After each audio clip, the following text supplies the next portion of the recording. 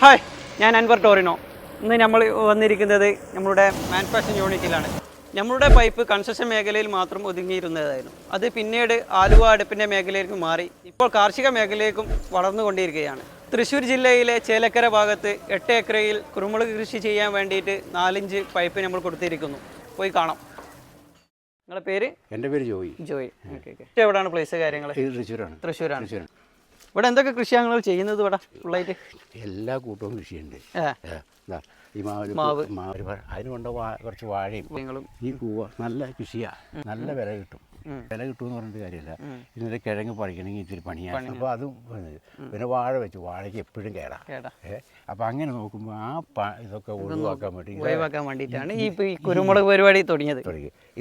പിന്നെ ഇത് PVC വഴി ആൾക്കാർ ചെയ്യുന്നുണ്ട്. ഈ PVC ആണോ അല്ലെങ്കിൽ ഈ പൈപ്പ് കൊണ്ടാണോ ലാഭം? ഈ പൈപ്പാണ് ലാഭം. PVC ഒരു മീറ്ററിന് കുറഞ്ഞത് 4-5 പൈപ്പ് ഏറ്റവും മോശപ്പെട്ടത് ഇട്ട് കഴിഞ്ഞിട്ടുണ്ടെങ്കിൽ അതിന് ബലം ഉണ്ടാവില്ല. 700-600 ഇടയ്ക്ക് കാശ് വരും 5 ഒരു ലെങ്ത്തിന്. പിന്നെ എന്താണെന്ന് വെച്ചാൽ നമ്മുടെ ഗ്യാരണ്ടി എന്താണെന്ന് വെച്ചാൽ ഈ കാലം അങ്ങനെ എളുപ്പം പോവില്ല. ഇപ്പോൾ ഇതെല്ലാം ഷീറ്റോടെ വിരിക്കാൻ പോവാ. അടി കൂടെ പുല്ല് മുളക്കില്ല. ഷീറ്റോടെ വിരിച്ച് കഴിഞ്ഞാൽ ഇപ്പം ഇച്ചിരി കാശ് മുടക്കി കഴിഞ്ഞാൽ പിന്നെ ഒരു 8-10 വർഷത്തേക്ക് തിരിഞ്ഞു നോക്കേ വേണ്ട, നനച്ചു കൊടുത്താൽ മാത്രം.